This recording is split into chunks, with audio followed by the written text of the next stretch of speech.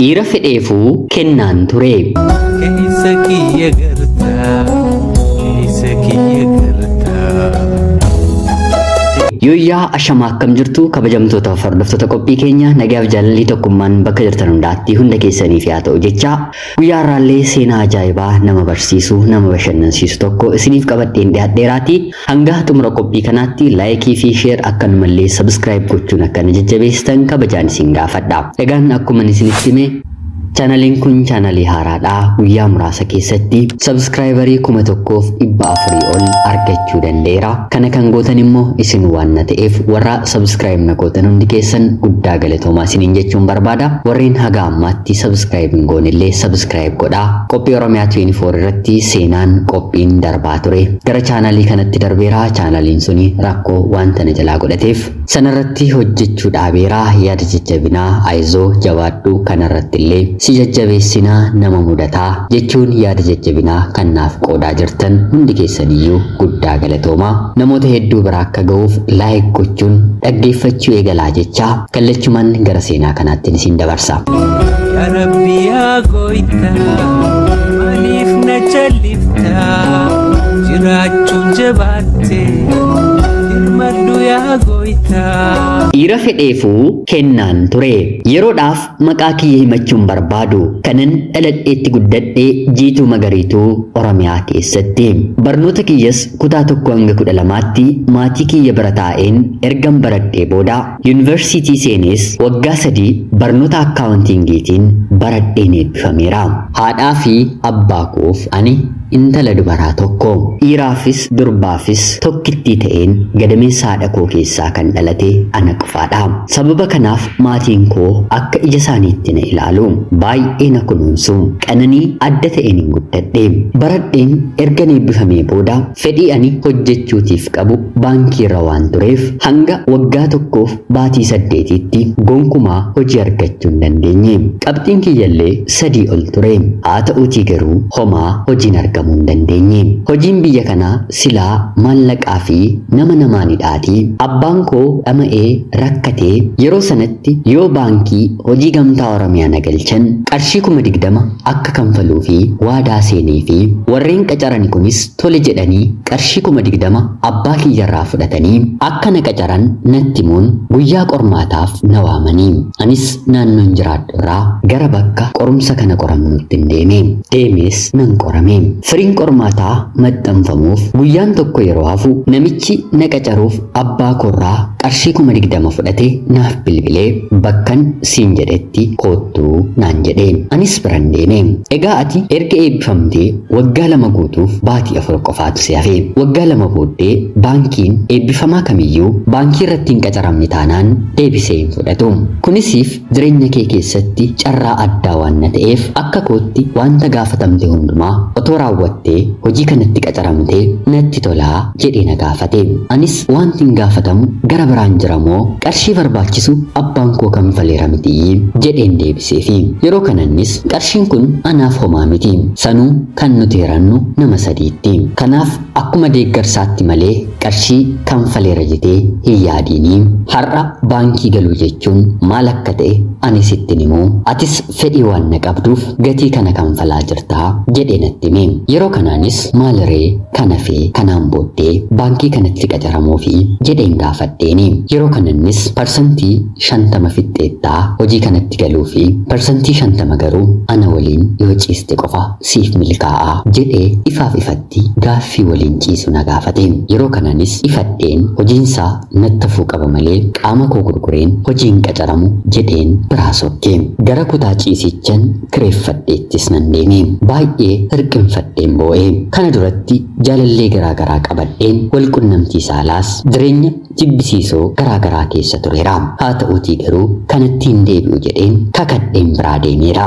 Amma bakka kanatti na mudate. Kan isarraa addan ba'e naannoo toora za'a 12 walakkaatti. Dhiira fedheefuu bilisaan kennaan ture. Haatii fi abbaan koo kan hawwan tasgabbaa'uu hojii qabachuu koo anis biyyaa biyyatti kan hin dararamu guyyaa tokkoon waliin ciisee ni dhataanaan maaliif raawwadhu jedhee murteesseen toora za'a 2 walakkaatti waan ati barbaadde irratti walii galeera. Akka ati na qacartu maaliin mirkaneeffadhaa jedheen gaafadheeni. Yeroo kanannis inni rakkoon qabu unka warra darbanii galgala sibira taa'een guutaa maqaa kee akka hin beekamneef nama sadarraffaa irratti hin dabarsaa jedhee natti dubbatee halkan sana wal arginee waliin mullee akkuma jedhes godhee ganama ka'ee maqaa koo sadaffaa irratti maxxansee hojii kanatti bifa kanaan nan qacarame. Naannoo torbee lamaa booddees namumti kun haalli kee baay'ee natti toleera, hariiroo keenya yoo itti fufne hoo jedhee na gaafata. Nama waliin takkaa ciisanii waliin irraa fagaachuun baay'ee ulfaataadha.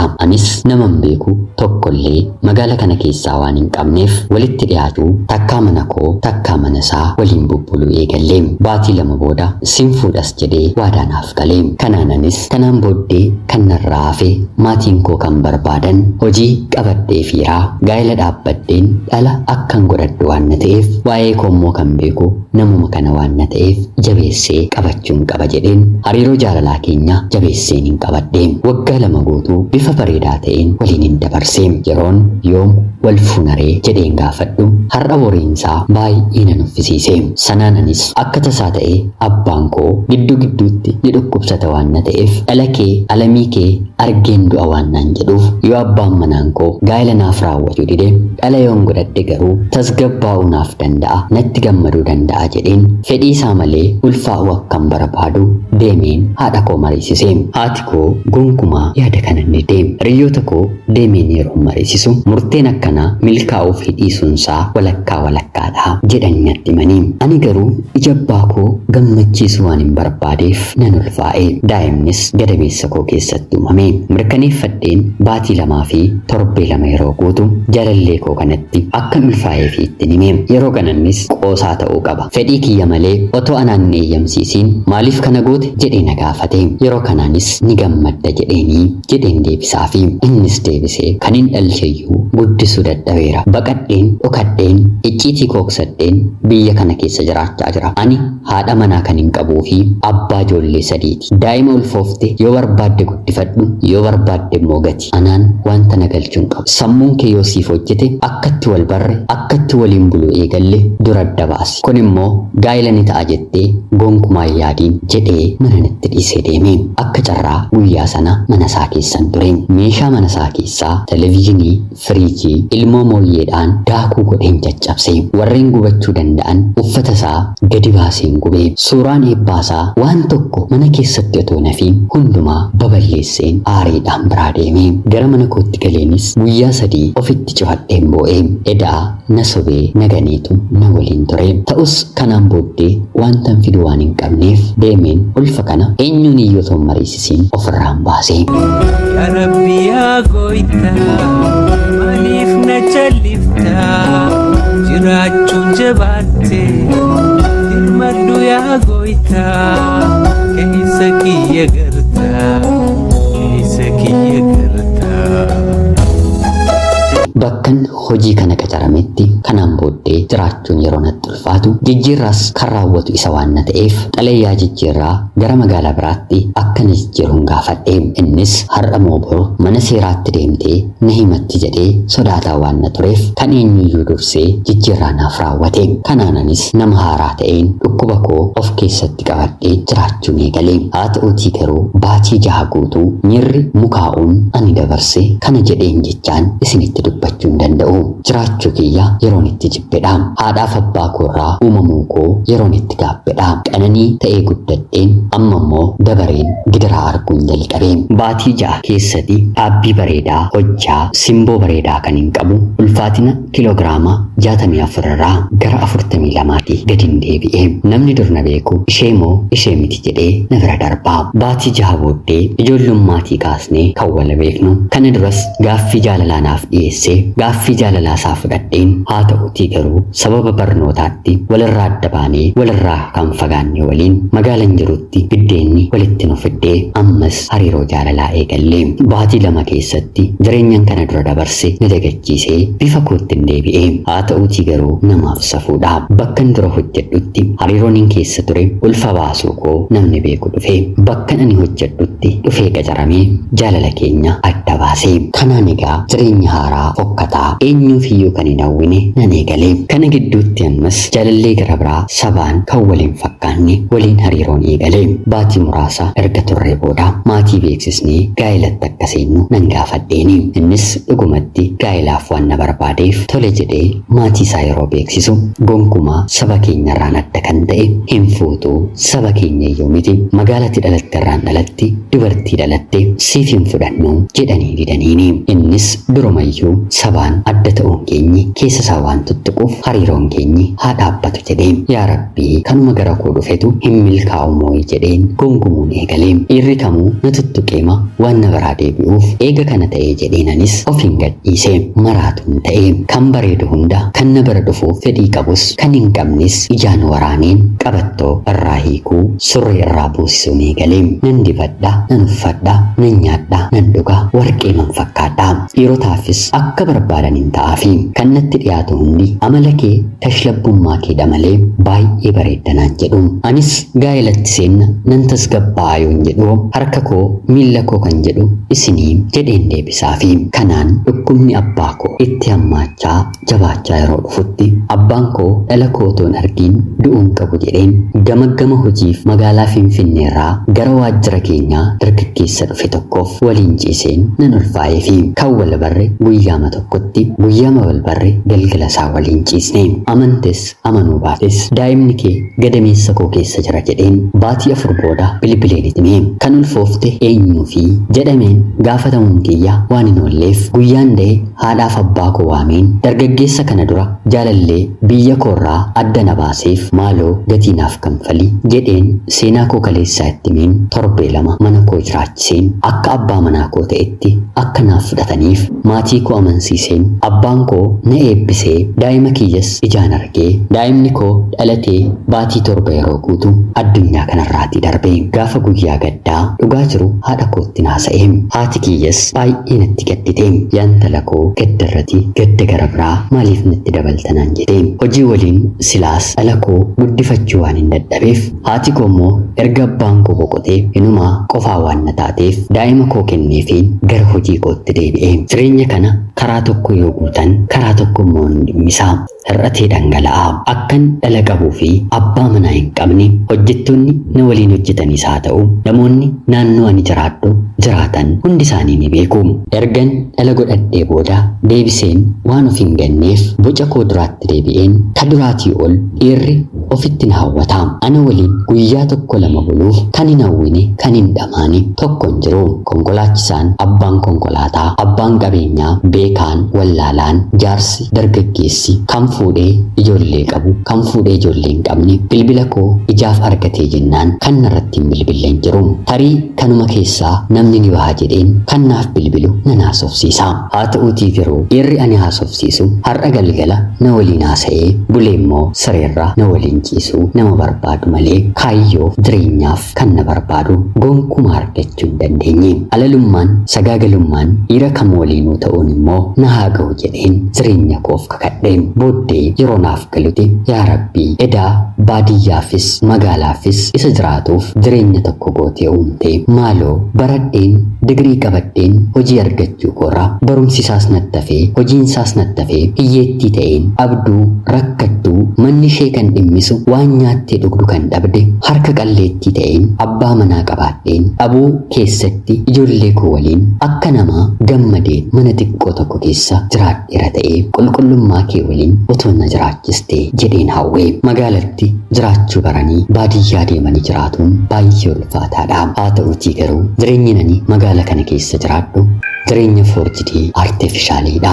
Dibadheen kuulameen bareedeen simboo qabaadheen irra keessatti yeroo na ilaalan dhuguma nama bareeduun fakkaadha. Haa ta'uutii garuu keessi koo eenyummaan koo gurraacha gubataa ciggaa'aa cinca'aa fuudhuudhaafillee dhiirri tokko kan hin barbaanne nama gadi deebi'aadha.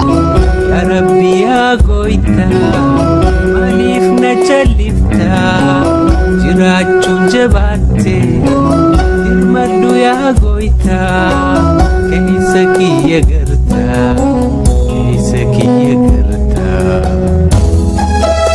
Jireenyan deebisee keessan seenin jedhetti hojii argachuuf qacaramuuf jedheen karaan cubbuu nani jalqabe kan guyyaa tokko ta'us haa ta'uutii garuu egeree jireenya koorratti balaa ta'ee haga har'aa na gaabbisiisaa haga har'aa na boossisaa namaa gadi na jiraachisaa jira. Kaleessa kanan of babbareechee deemu dhiirota ofitti harkisuuf ture. Har'a garuu kanan of babbareechee deemu gaabbii kaleessaan keessi kiyya madaa'ee xuraa'ee ala kootti dhufee akka nan kuffisneef namni na beekus quba isaanatti qabee ayii ishee immoo akkanaan hin jenneefi tarii jireenya akka koo keessa darbanii gaa'ela kan dhaabbatan jireenya gaarii kan jiraatan ni jiraatu ta'a. Haa ta'uutii garuu keessi ofii otoo hin qulqullaa'in jireenyi dhaabbatamu tarii ijaan kan argamu kan namni ilaalee ittiin nama madaalu irra ofiitu bareedaa ta'a malee keessi ofii gonkumaa qulqulluu hin ta'u.